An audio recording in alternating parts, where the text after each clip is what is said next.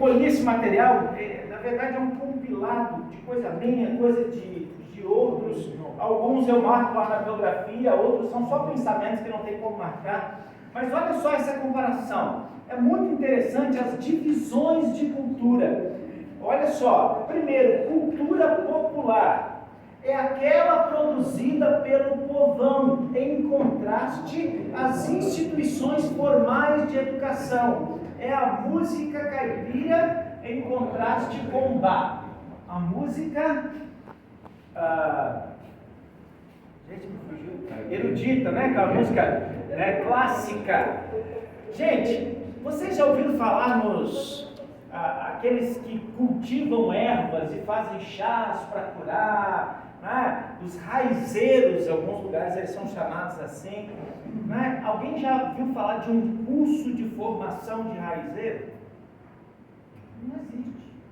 Mas aí você pega aquele senhorzinho de 99 anos lá, que viveu a vida inteira no meio da mata. Se você diz para ele, eu estou com dor no pé, ele entra lá, 3 minutos ele vem com o negócio para dor no pé. Eu estou com dor na barriga, ele vai lá e vem com o negócio para dor na barriga. Ele conhece o chá, e ele sabe que uns tem que ferver, o outro tem que macetar, né? Então assim, ele entende de tudo, daquela questão da mata.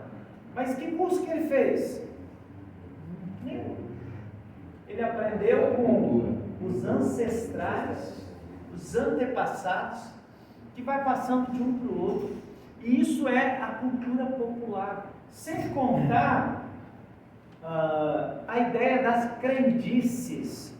Ontem eu preguei aqui, eu falei que Jesus é maior do que as crendices. Nas quintas-feiras a gente está trabalhando uma série aí, Poder de Cura. E eu falei sobre a cura à beira do poço de Betesda. Foi a cura à distância.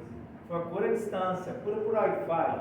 Olha só, né? Ele veio fazer o trabalho. Até achei que ele vinha de novo fazer o trabalho essa semana, mas não veio não. Pode vir fazer o trabalho toda quinta, tá bom o negócio lá. Gente, olha, falando um pouquinho sobre a multiforme graça de Jesus, as diferentes formas que Jesus cura. Está sendo bem interessante a série. E ontem eu falei, eu falei sobre Jesus é maior do que as crendices.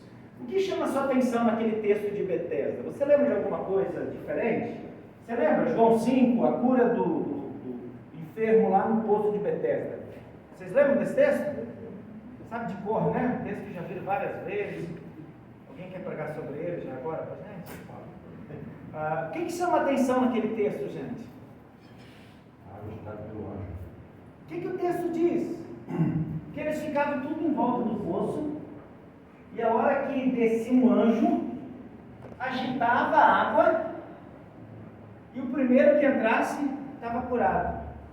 É assim mesmo? É assim mesmo? Você já parou para estudar? Você já parou para estudar esse texto? Era isso que acontecia? Que negócio é esse de anjo descer na água e curar as pessoas? Isso é bíblico? A palavra de Deus. A palavra diz isso, está escrito aí, né? E aí?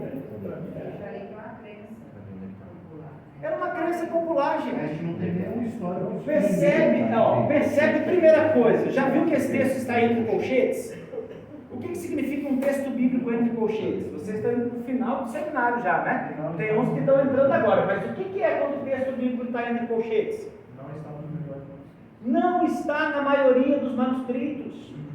Ele é um adendo, ele é um acréscimo. Quando ele está em colchetes, é porque alguém encontrou em algum manuscrito. Vocês tiveram aula de Novo Testamento comigo? Não, né? Não foi comigo não. Novo Testamento 1 eu abordei isso com a minha turma. Eu dei aula para uma turma só. O que acontece? No início eram manuscritos que passavam de mão em mão. Os originais nós temos pouquíssimo acesso. Para dizer, não escandalizar vocês, que na verdade a gente não tem acesso nenhum. Mas tudo bem. Os manuscritos vieram dos originais. Mas daí o Haldran pega um manuscrito na mão e ele diz assim: agora eu vou copiar o manuscrito, porque era assim que ele se espalhava. O Haldran é metido demais da conta. Daí na hora que ele está escrevendo, ele decidia colocar um comentário. E ele escrevia o comentário logo depois do texto original. Agora sim, ele fez no dele. Para ele, amém. Cada um não tem as Bíblias anotadas hoje, né? Bíblia de estudo, vai lá e escreve na beiradinha dela. Mas o problema é que alguém ia pegar o manuscrito do Haldran para copiar. O que a pessoa ia copiar? O que estava escrito. É João 5. E daí o que era um comentário pessoal dele acabava virando algo nos manuscritos. Depois, então, quando foram juntados os manuscritos, textos que haviam em uns e não haviam em outros, eles foram colocados de uma forma diferenciada. E esse colchete traz isso. Então, se você não sabia, cada vez que você achar um texto agora entre colchete, saiba que não está nos originais. Ou pelo menos não tem como provar que esteja nos originais, porque havia muitos manuscritos sem aquela porção. Olha só que interessante. E literalmente no versículo 4 de João 5, está falando de uma crendice popular.